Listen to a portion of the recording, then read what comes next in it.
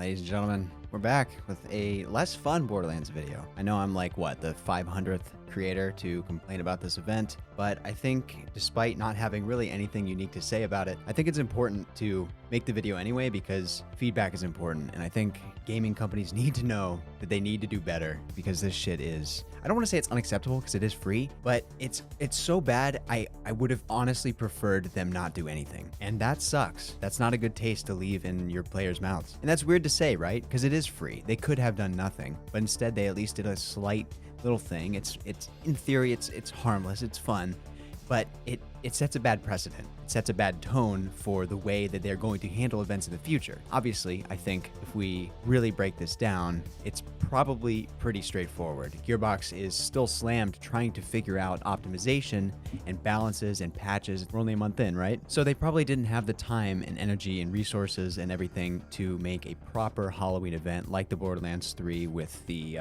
Haunt event. So I understand fine, we don't get that level of event, although they did pull it off last time, so I'm not sure why they wouldn't have the time this time. They even pushed the release of the game forward a week or two, so you'd think that they would have ample time to do all the things, but clearly not, because this event is just those world event bubbles reskinned, and by reskinned we get an orange reddish sky and potential for 2 new weapons. One is AR. It's okay, maybe they'll buff it, but it's still just kind of middle of the road, shouldn't even be legendary. And then we got the little Scully grenade, which I don't have yet, which is kind of a homing drone. It'll shoot and then eventually explode on enemies, and it's like a skull, so it's cute. But right now, at least before it gets buffed, it is like the weakest grenade in the game. Greens are better than it, so it's trash. We don't have any new bosses to fight. We don't have any new areas in the map. It's just a spooky orange sky and 2 really, really bad weapon / grenade. And of course we get the fun pumpkin head, which is cool. And again, free, right?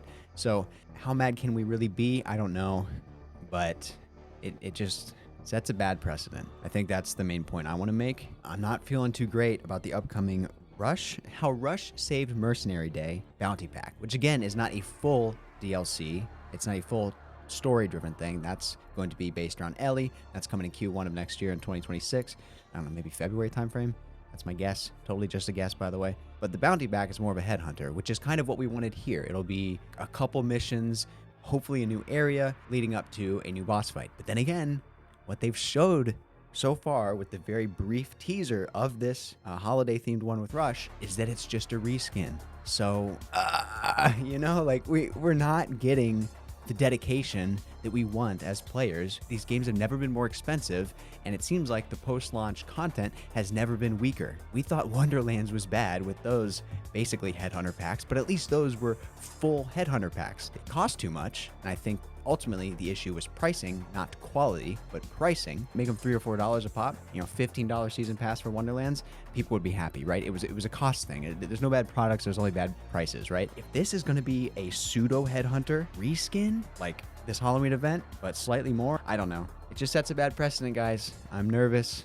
I still have high hopes for this game. I still think Borderlands 4 can be the best game in the series, but it is starting to look like we're going to have to wait a long time for the dust to settle, all of the content to come out, continued balance patching and just support, and maybe a full year after release, it'll be in a really good state. But right now, there's just not a lot of endgame, and this first look at actual new content, in air quotes, is not actually new content. It's really, really bad. But again, I do think, you know, we got to give it some time. Pearlescents are coming. An Invincible raid boss is coming. I think the raid boss is coming with the Mercenary Day bounty pack with Rush, so it does not say the Invincible, the raid boss. So maybe that is full DLC 1. I'm looking at the roadmap. Sorry, I'm just free content. Invincible boss 1, Bloom Reaper. It is in Q4, but it's a card that's after the bounty pack. So I don't know if it'll drop at the same time, but you know, for the rest of the year, we've had this Horrors of Kairos.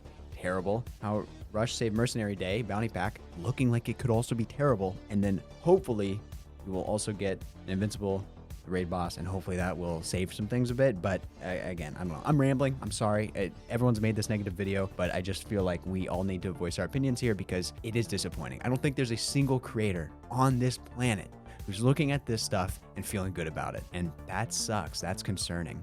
That's very concerning. Anyway, hopefully we'll have a more fun one next time. Maybe some more viewer submitted builds, guys. I've been having a lot of fun with that. If you have a really cool Amon build, please let me know. Join my Discord, throw it in the submission channel, and I'll check it out. It's a really fun series, and I hope we can keep doing those. If you like the video, although this is pretty negative, so I don't expect it to get a lot of likes. And subscribe for more of your second favorite F word. I'm your guy for Amon. Catch you in the next one. Take care.